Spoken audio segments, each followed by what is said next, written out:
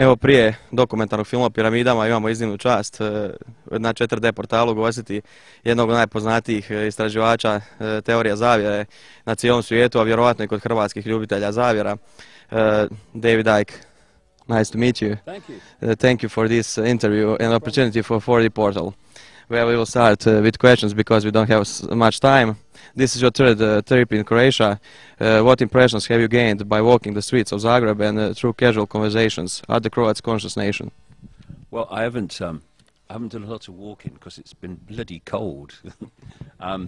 But I've been here now 3 times, and I think there are many people in Croatia that are really awakening to things that we need to understand are going on in the world. And you know, somebody did some computer stuff when I was in Australia and established that ratio to population, my name is put into Google by more people in Croatia than anywhere else in the world, which to many people would be extraordinary, except that one of the things that's been different about Croatia from my point of view is from the first time I came in 2008, when Emil picked me up off the plane, he said, we're going to a television studio, which is not what I normally do because the mainstream media shut me out. But I ended up that day on a mainstream news program for like 20 minutes, and then I've done hour programs on the same channel. And I've come here this time, and I've done national radio and national television. I'm going to do national television again on Monday. And this is like, this doesn't happen to me.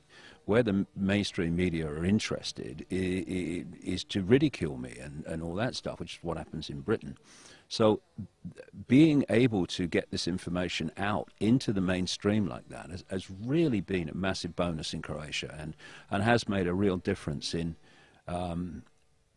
allowing more people that would normally hear it in the normal course of their lives actually to come across it. And, you know, it reminds you that just how powerful this information is in explaining the world to people, to see that when they do have access to it, it makes them kind of see the validity of it and how it explains the world for them. And so this has been a special place for me, Croatia, because of that, and long may it continue. Yes, it will certainly continue. In a month there is a referendum on the European Union in Croatia. What do you have any message to Croatian citizens? Don't start me off. From the first time I came here in 2008, I have banged out this repeating message, if you like, about the European Union, which is don't go there.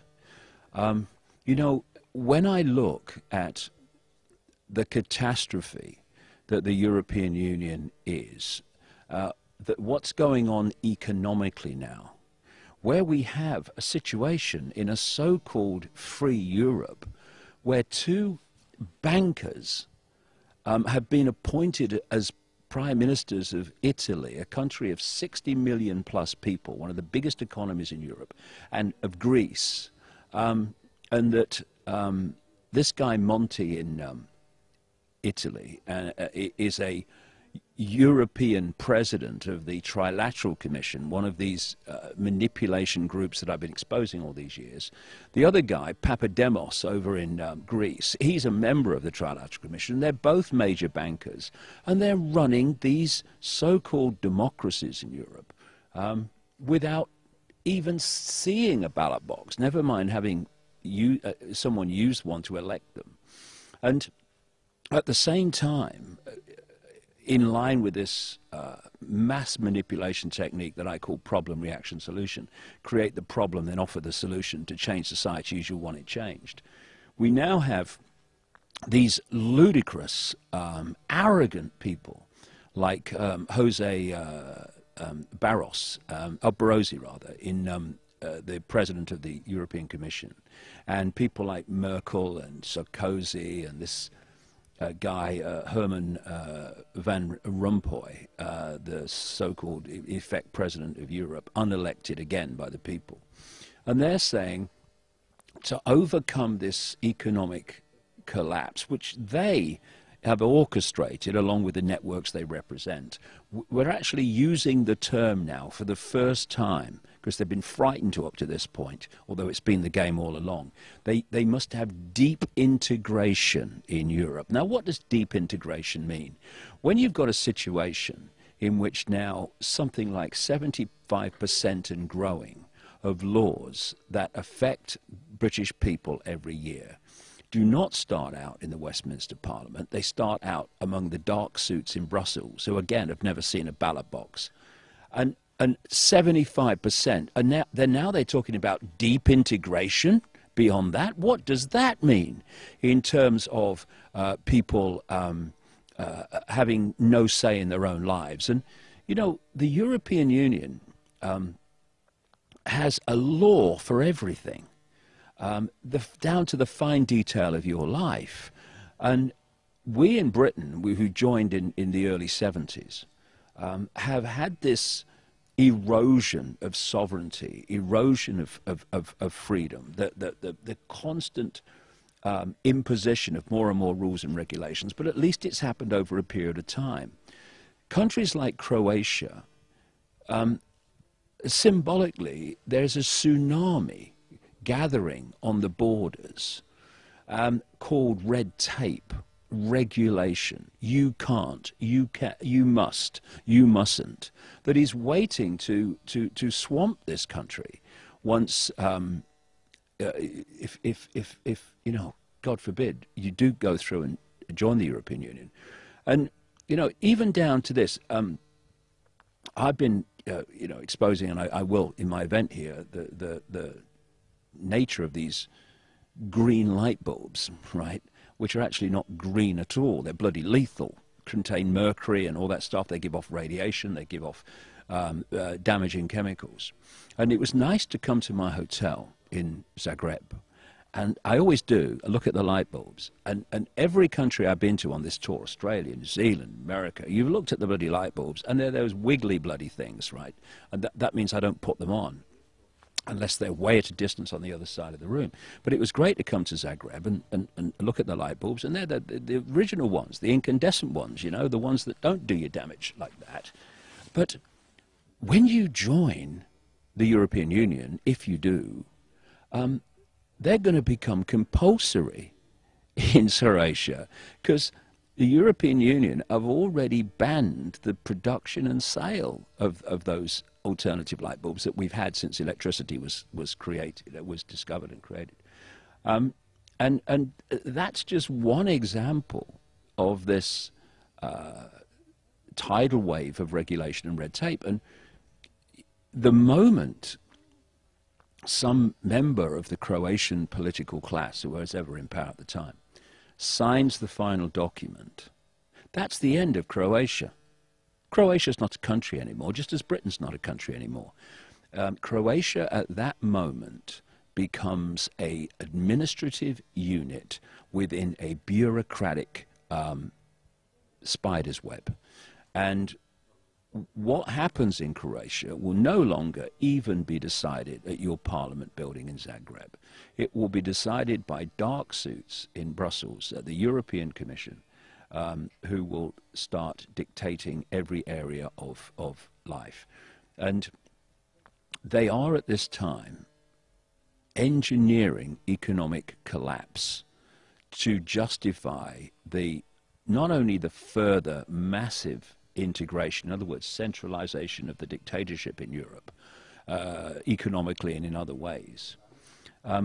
They are also creating a situation in which we are going to see more and more basic fine detail of people's lives throughout Europe dictated to on a level that we haven't even experienced yet, because what they want in the end is not even a European Union of countries, but a European Union of regions. And if you look at the maps that they've already issued, these regions include taking part of Britain and putting it in the same region as part of France and part of Scandinavia, putting a whole coastal region down through Britain, France, Ireland, and Portugal in one region. In other words, countries disappear, and they'll do the same in Croatia, because that's the idea. And they have been planning this all along, and ironically, many of the people who have been fundamentally involved in pushing this negotiation forward are now being investigated and charged with corruption, you know. And I find it not staggering, because I understand how the conspiracy works, but I find it, if I didn't understand the conspiracy, shocking that at elections that Croatians are being given no choice by any party with any chance of forming a government, or voting for a party that at the very least says, hold on a second, in the light of current events in Europe, we just got to have another look at this. No, it's all the major political class of whatever party they call themselves are pushing this on. And, you know, the analogy that I can use on this is that Croatia, even considering going into the European Union, for all these reasons and current events, is like someone watching a building collapse in front of them and then asking to move in, right? This is what we're looking at. And as I was saying, it's not just that they're using this economic crisis engineered to centralize more and more power.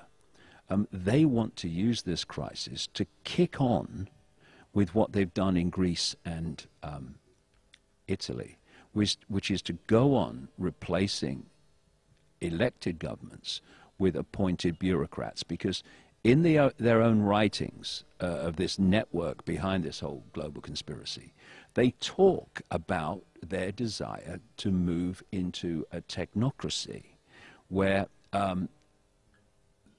people are not elected to run countries.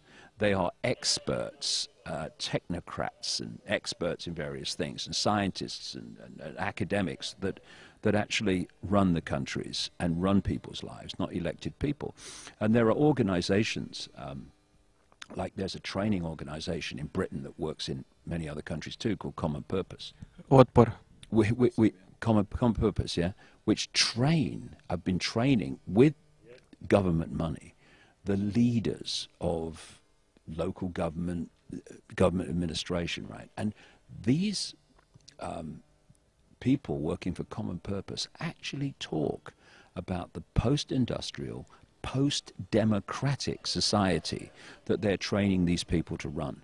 And that's the technocracy that these people write about. And that's what we're seeing the first major example of in Greece and Italy, and it's not meant to end there. And Croatia, please look at it. Don't let the political class enslave you and your children and grandchildren forevermore by going into this spider's web, this political and economic flytrap that is the European Union.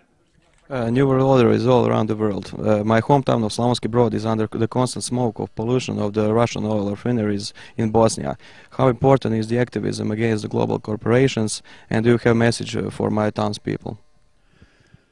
Well, you see, this is a thing that even some people that investigate the conspiracy don't appear to understand. Because Russia challenges some of the things that America does, then in that way, because America is the big bad guy as it's perceived, actually the big bad guys are really in Europe, places like London and Rome and Paris and Berlin and Brussels.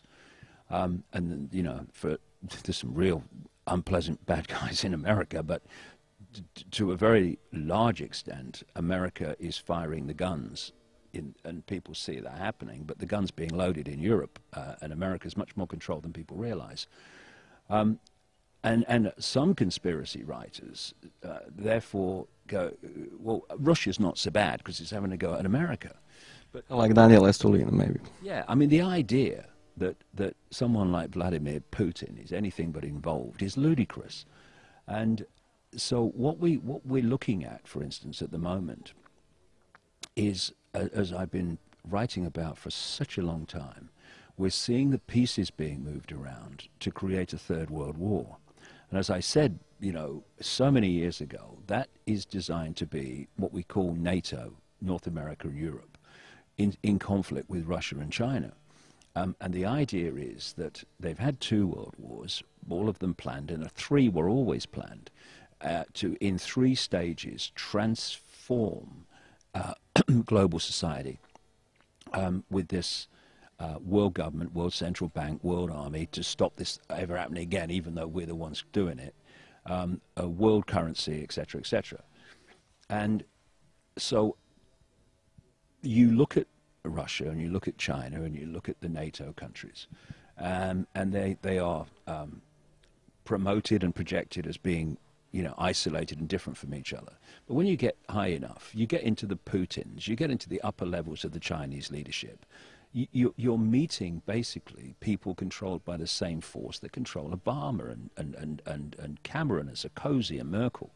And so we have this situation where you've got this hierarchy in each country that is following this global plan, and they're using their own populations to play them off against each other, because, you know, Bush, Blair, Cameron, Obama may declare wars. They don't bloody fight them. The people fight them, and they fight wars against other countries in which their leaders, overwhelmingly, in terms of most of them, like Russia and China, don't fight the wars either. And so you've got these leaders that are answering to the same force, that are playing their populations off against each other. And we have to stop doing that. I mean, you know, the good news is that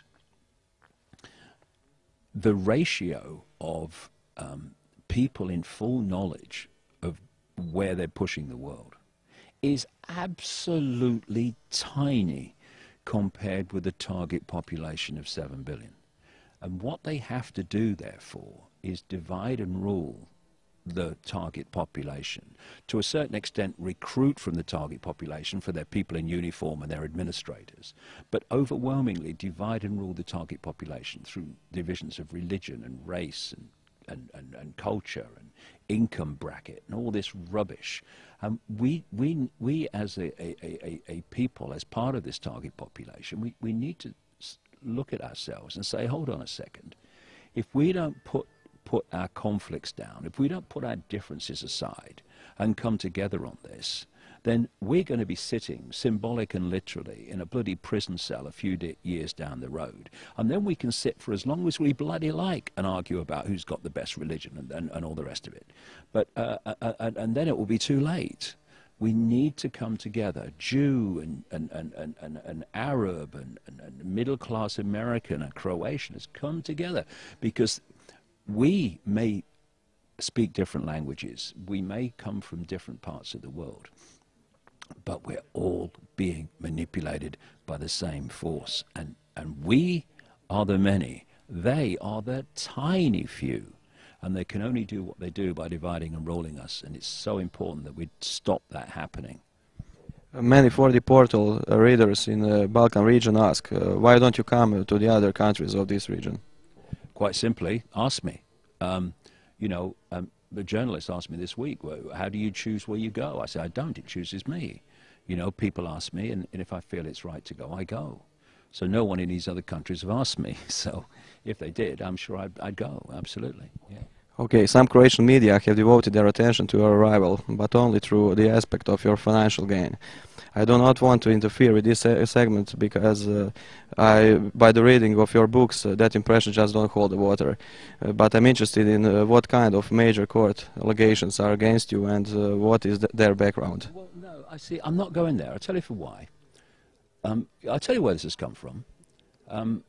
In the early 90s, I was mercilessly ridiculed in Britain by the mainstream media, which, if British mainstream media's brains were gunpowder, it wouldn't blow its hat off. You know, I mean, that's what we're talking about. All the way through this period of time, since then, they have completely ignored me because they thought we've finished him, the corpse is on the ground, and we're walking away. In the last 3 weeks, they have discovered that actually large numbers of people, actually vast numbers of people around the world, are actually looking at my work. And thus, they have come back on the scene and realized actually that the corpse wasn't dead and they should have finished him off, not that they ever could. And so how do we get him now? Yes, we can call him mad, but we've done that before. Well, how can we get him again? All the money he is making, right? And the figures they're talking about is absolutely bloody ludicrous, you know. I live in a small one-bedroom flat on my own. And I'm not saying that because I'm poor, I'm not. But that's my lifestyle. You know, I don't do this for money. I tell you what, I went 3 years between 2005 and 2007-8, where because of financial attacks on me, I never earned a penny from any book, tape, and almost no talk worldwide for 3 years. And I still kept going. When we had reached the point where we were probably weeks away from finish. And thus, all this stuff is just manufactured garbage from a garbage British media that is so brain dead it cannot look at what I'm saying because from its myopia, from its stunning ignorance, what I'm saying is so different to their programmed software norm that what I'm saying cannot possibly have any validity. Thus, there have to be 2 other alternatives to the fact that what he's saying is true. And that is, the people coming to see him are as mad as he is, or he's conning them for money. It's got to be one of those 2, because the third choice, possibility, that what he's saying has validity and people come because they see it has validity, they can't compute that. So they have to find a cover story. It's rubbish. It's so much rubbish. And you know, if people just concentrate on what I'm saying, does it have validity or not, then we can have some kind of conversation. But you know, I mean, I've lived with it for 22 years. These people are brain dead, and to take them seriously is ludicrous. It's the worst thing you can do. What are you going to introduce in the upcoming new book, Remember Who You Are? Well, it's a couple of things, really. It's written for 2 reasons. Obviously, for people that have read my previous books, it goes on from that. It goes on into the influence of things like Saturn upon our sense of reality. I go into that in some great detail, and I'll kind of touch on it in the event on Saturday, but the details in the book. But and there are many new things in it. But one of the main reasons I started to write it, because when I start writing a book, I don't really know where it's going. I've just got a kind of bit of a theme, and then it goes where it goes when I'm writing it. But I've realized all around the world now, there are enormous numbers of people who are feeling uneasy with the world. They don't like the way the world's going. They don't like what's happening. They're uneasy and anxious about it, but they can't put the finger on what the bloody hell's happening. They just don't like it. And, you know, people, you know, they go to work and they earn their living and they go home and their families to look after. They've not been able, as I have dedicated myself to do for 20 years, which is to go full-time, whatever it took, in pursuit of finding out what's going on. And so I'm in a position where I can produce something that says, hey, you know, you're feeling anxious about the world. Yeah, I know. You don't like the way it's going, and you don't feel good about it. Yeah, this is why. Connect the dots.